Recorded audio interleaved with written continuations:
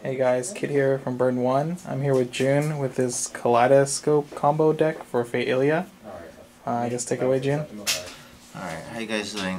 This deck is very straightforward. I know a lot of you guys have trouble trying to build this deck on how to do it. This deck is very built towards getting the level 3 combo off and just about nothing else. I know a lot of people build it like a regular deck and then put the level 3 finishers in, and then they complain about like not being able to get the level 3 combo off. So this deck is built just for the level 3 combo.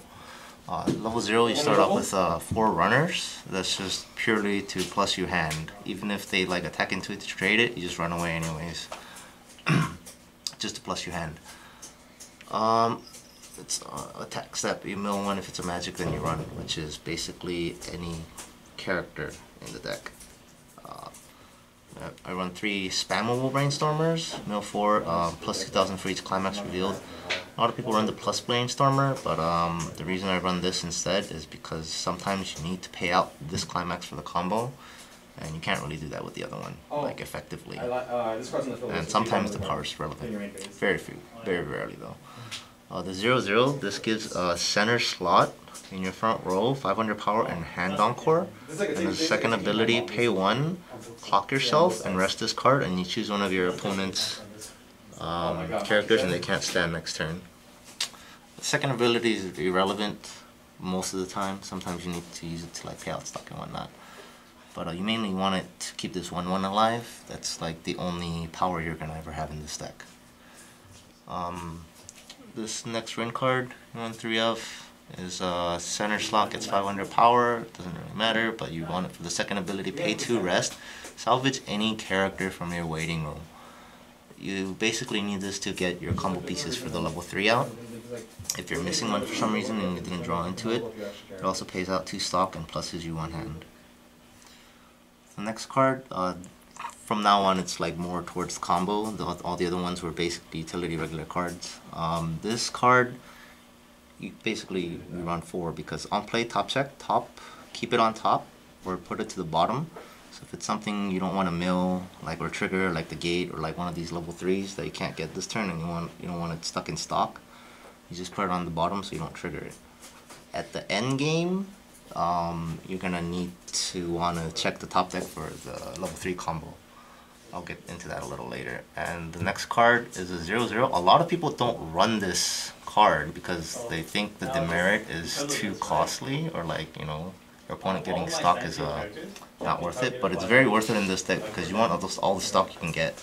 So you don't really care what your opponent is doing as long as you can get enough stock and get these cards in your hand.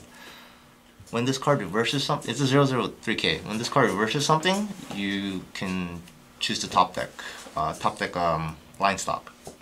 If your opponent reverses this card, they get the option to blind stock. So it's like a double-edged sword, but you don't care if your opponent has stock. You just want that extra stock for yourself. So at your 0 game, you play this and reverse one of their suiciders, doesn't really matter. If you somehow plus more than that off of it, that's fine. This works really well with the next card. On play, top check 2 cards of your deck and put it back in any order of your choice.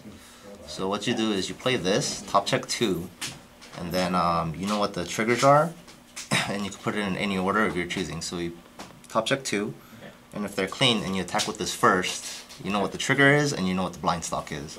So it's a really good like turn 1, turn 2, turn 3 play if they have something you can kill with this 3k.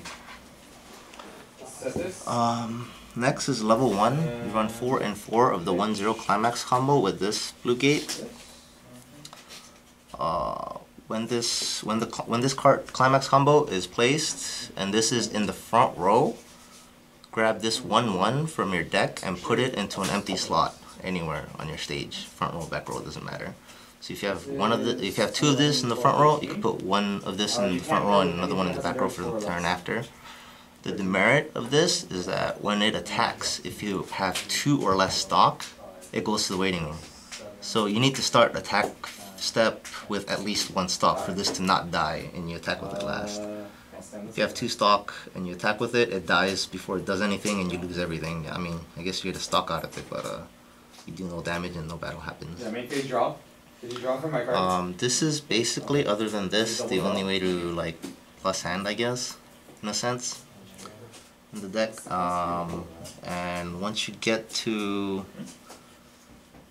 you're around level 2 and whatnot, you should really start trying to get all your combo pieces together. You don't really want to hold these too early because you have so much draw late game. So once you get to level 3, these are your options. You run 4 Illyas because that's the thing that gives you the climax combo. You only really need 3 Miyus because you only need to have one of her on board for the combo to trigger. Some people run 4 and that's also fine, mainly because she can top check up to 5 with the new ruling change back in September 2014. You could do 1 at a time, so you could just keep going until you hit the climax or another one of the combo pieces and stop there.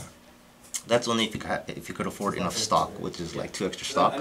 But I would rather use that 2 extra stock on this card, which is on play. Look at the top 6 cards of your deck.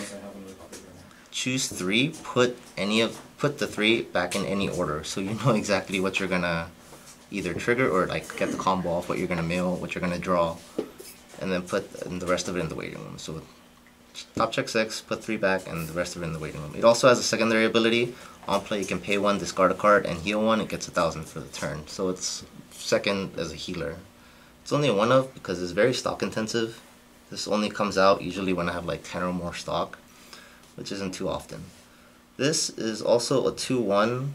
The only reason it's in here is because if you play against, let's see what, Shauna and Log Horizon, it kills a level 3 or lower in your opponent's back row. On play, you can pay 1 and clock 1 and discard a card, and you could choose your opponent's level 3 or lower on the back row and kill it. As you probably noticed, this deck is very high on level 0s, limited level 1s, and limited level 3s as well, honestly. These 2 cards are very optional. The reason being is for this combo to get off, you need to mill a level 1 or lower. This card is on play, draw 2, discard 1. This card is on play. You can look at top X equal to number of magic cards, and I've already explained the rest. Climax combo, both of these. When the climax is placed, you can mill 1 card from your deck. If it's a level 1 or below, you can pay the cost of discarding another copy of this climax from your hand, and everything gets shot trigger. Or not shot trigger. Everything gets on attack burn 1. Very different. So if you have 3, you could do the 3 combos if you have enough climaxes in your hand. This one, when the climax is placed, if this is in the front row, you could draw a card. Is it up to 1? No, you have to draw a card if it's in the front row, and it gets 1500 power and the bottom deck ability on reverse. So what you do is you need at least 6. You preferably want 6 to 12 stock by the time you get to level 3. You want to play 2 to 3 of these, and then at least 1 of these. You want to have this in hand or this in hand. At the minimum, this in hand. So you know what your top deck is going to be, so you can mill the correct card. Because even though it's very minimal, with the level 3s, I'm running, what, 9 misses in the deck, half of which should be like in your hand already. You want to be able to mill a level 1 or lower. I think that's it. Am I missing anything, Kit? Not that I can think of.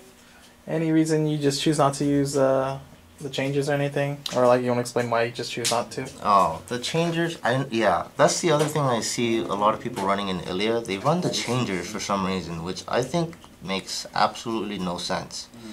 Because the changer is another miss target for the mill combo, right? And like, getting this out at level 2 does absolutely nothing. I mean, if you get like maybe 3 of them out at level 2, that's fine, but like, you want to stack the combo as much as you can on 1 turn, not like get this out at level 2 and then just be vulnerable to like random things like bounce and whatnot if you're just gonna leave it in the back row, or like if you move it up in the front row, worst case even. Like, I don't know why people do it, but I see a lot of people running changers and I don't agree with that. You want to just keep all these in your hand until you hit level 3 and then just go off from there. I think that's it then. Alright, thanks for watching, guys. If you really like this deck or want to comment below, go ahead and make sure like, comment, subscribe, and all that stuff. And check out our Facebook page at facebook.com/burn1blog. And like us there. We always update it with all the new videos and information of card of the day and stuff like that. Thanks for watching, guys. Later.